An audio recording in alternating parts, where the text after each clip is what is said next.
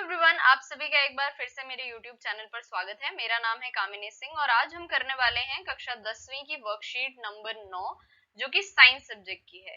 तो बिना time waste किए चलिए शुरू करते हैं।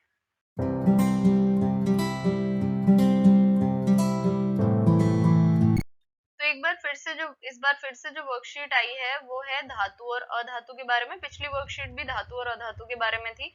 आइए देखते हैं कि क्या क्या बातों के बारे में डिस्कस किया गया है। सबसे पहले पूछा गया है, आइए अब कुछ क्रियाकलाप करें। क्रियाकलाप एक्चुअली इन्होंने क्रियाकलाप 1 और 2 दिया हुआ है, पर उससे पहले कहा है कि तालिका को पूरा करना है। इस टेबल को जो इन्होंने स्पेस छोड़ी हुई है उसको पूरा करना है। सबसे पहले क्या है, दिखावट, यानी कि किस तरीके का वो दिख रहा है। अब देखिए यहाँ पर हम सबसे पहले डिस्कस करेंगे कि अगर कोई धातु है, ठीक है, तो वो चमकदार होगी, ठीक है, और अगर कोई अधातु है तो वो किस तरीके की होगी, वो होगी निष्प्रभाव, निष्प्रभाव, ठीक है। तो अगर धातु है तो चमकदार होगी और अधातु है तो निष्प्रभाव। अगले के बारे में बात करते हैं, कठोरता के बारे में बात की गई है। अगर कोई धातु है तो वह बहुत कठोर होगी, ठीक है। यहाँ पर हमें दो ऑप्शंस दिए हुए हैं, आप देख सकते हैं ऊपर ही, बहुत कठोर होगी। और अगर कोई अधातु है तो वो क्या होगी, बहुत कठोर नहीं होगी, बहुत कठोर नहीं होगी, या फिर कह सकते हैं कि सॉफ्ट होगी, ठीक है, बहुत कठोर नहीं होगी। अब देखिए, अब इसी तरीके से इसको याद रखते हुए हमें तालिका भरनी है। तो आयरन लोहा, ये दिखावट में किस तरीके का होगा, लोहा कैसा होता है, चमकदार होता है। मैं पहला इसका अक्षर लिख देती हूँ, आप पूरा भर लीजिएगा, ठीक है। लोहा कैसा होगा, चमकदार होगा। कोयला कैसा होगा, निष्प्रभाव होगा, क्योंकि ये एक अधातु है और आप देखने से भी पता कर सकते हैं कि ये निष्प्रभाव होता है, ठीक है। ये बाहरी प्रॉपर्टीज हैं जो आपको बाहर से ही दिख जाती हैं। एल्यूमिनियम चमकदार होता है, ठीक है। पेंसिल लेड पेंसिल लेड यानी कि पेंसिल जिससे आप लिखते हैं उसके आगे की जो निब होती है काले रंग की, वो है पेंसिल लेड, वो किस तरीके की है, निष्प्रभाव है। कॉपर कैसा होगा, चमकदार होगा। और फास्फोरस भी एक तरह का अधातु होता है, तो ये कैसा होगा, निष्प्रभाव। अब इस तरफ भी उसी तरीके से भरना है। आयरन लोहा कैसा होगा, बहुत कठोर होगा, ठीक है। और कोयला कठोर नहीं होगा, कोयले को देखिए आप हाथ से उसको चूर कर सकते हैं। एल्यूमिनियम कैसा होगा, कठोर होगा। पेंसिल लेड कठोर नहीं होगा। कॉपर कठोर होगा और फास्फोरस कठोर नहीं होगा। आई होप आपको समझ में आया। आपको ये प्रॉपर्टीज याद रखनी है, ठीक है, विशेषताएं याद रखनी है, और ये भी याद रखना है कि कौन सी धातु है और कौन सी अधातु है। तो आप इस तरीके की टेबल्स जो है वो आराम से फिल कर सकते हैं।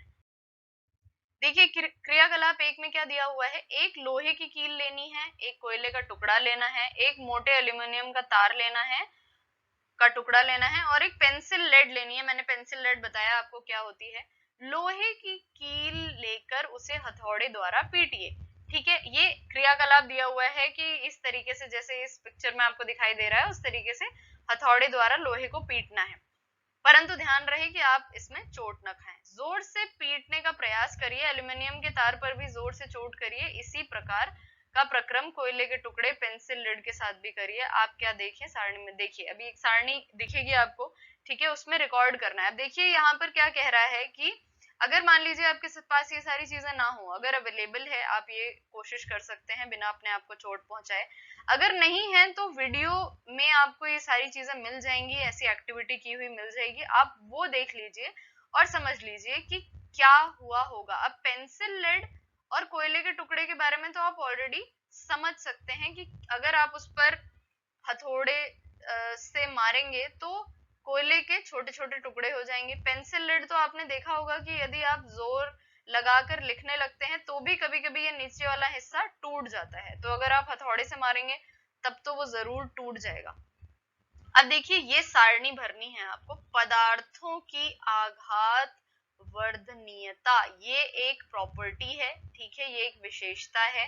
और कौन आघातवर्ध होते हैं, कौन नहीं होते हैं, ये अभी आपको पता चल जाएगा। लोहे की कील, क्या क्या इन्होंने दो ऑप्शंस दिए हुए हैं, या तो चपटा हो जाएगा या तो टुकड़े हो जाएंगे। तो लोहे की कील अगर आप को आप हथौड़े से मारेंगे तो उसके टुकड़े तो नहीं होंगे, वो कैसा हो जाएगा, चपटा हो जाएगा। ठीक है, कोयले का टुकड़ा जो है वो टूट जाएगा टुकड़ों में, उसके टुकड़े हो जाएंगे। एल्यूमिनियम का तार भी चपटा हो जाएगा और पेंसिल लेड के भी टुकड़े हो जाएंगे। ये दोनों के बारे में तो आप श्योर हैं क्योंकि आपने ये चीज देखी हुई है। लोहे को भी आप जानते हैं कि वो बहुत मजबूत होता है, तो वो चपटा हो जाएगा अगर आप पूरी दम से मारने की कोशिश करें हथौड़े से, ठीक है, पीटने की कोशिश करें, लेकिन वो टुकड़ों में नहीं बढ़ जाएगा। ठीक है, तो ये चपटा हो जाएगा, एल्यूमिनियम भी चपटा हो जाएगा। अब आघात वर्धनीयता की जो प्रॉपर्टी है, जो विशेषता है, वो लोहे की कील में पाई जा रही है और एल्यूमिनियम के तार में पाई जा रही है। यानी कि धातु जो होते हैं उनमें आघात वर्धनीयता की प्रॉपर्टी पाई जाती है और अधातुओं में ये प्रॉपर्टी नहीं, ये विशेषता नहीं होती है। ठीक है, अगला क्रियाकलाप, याद करिए किसी वस्तु से विद्युत का प्रवाह होता है या नहीं, यह परीक्षण करने के लिए विद्युत परिपथ कैसे बनाया जाता है। चित्र 2 में आप देख रहे हैं, आपने 9th स्टैंडर्ड में इस तरीके का विद्युत परिपथ बनाया भी है। आपने एक सेल ले लिया, ठीक है, उससे तार बांध लिए, एक तरफ का जो तार है उसको बल्ब से जोड़ दिया। इस तरफ आपने स्विच लेने की जगह अगर कोई वस्तु ले ली, जैसे यहाँ पर आपने लोहे की कील ले ली, तो बल्ब जलेगा या नहीं, इस तरह का एक्सपेरिमेंट आपका 9th स्टैंडर्ड में था। आपने कक्षा 6 देखिए, कक्षा 6 में कर चुके हैं आप, में विभिन्न वस्तुओं के साथ यह क्रियाकलाप किया होगा। अब इसी क्रियाकलाप को सारणी 3 में दिए गए पदार्थों के साथ दोहराइए, परीक्षण लीजिए और इस पदार्थ देखिए, यहाँ पर ये रही सारणी 3। ठीक है, किस तरीके का है वो, या तो वो सुचालक है या तो कुचालक है, यानी कि सुचालक सु वर्ड लगा हुआ है, ठीक है, और यहाँ पर कु वर्ड लगा हुआ है। तो सुचालक यानी कि उसको विद्युत को जलने में ये मदद कर रहा है, और ये कुचालक है यानी कि ये मदद नहीं कर रहा है, ये नहीं जलने देगा, यानी कि सर्किट को कंप्लीट नहीं करेगा। ठीक है, अब देखिए आपको लोहे की छड़ कील, यहाँ पर तो सीधा सीधा आपको विद्युत परिपथ वाले डायग्राम से ही समझ में आ गया होगा, कोई लोहे की छड़ से वो बल्ब जलेगा और ये क्या है, सुचालक है। पेंसिल लेड कुचालक है। देखिए यहाँ पर प्रॉपर्टी के बारे में बात कर लेते हैं। जितने धातु होते हैं, ठीक है, जितने धातु होते हैं वे सुचालक होते हैं, किसके, विद्युत के, और जितने अधातु होते हैं ये कुचालक होती हैं विद्युत के। ठीक है, इस चीज को ध्यान में रखते हुए आपको ये टेबल फिल करनी है। कोयले का टुकड़ा क्या होगा, कुचालक होगा, ठीक है, क्योंकि ये अधातु है। कॉपर की तार फिर से सुचालक होगी क्योंकि ये धातु है। रबड़ कुचालक होगा, ठीक है।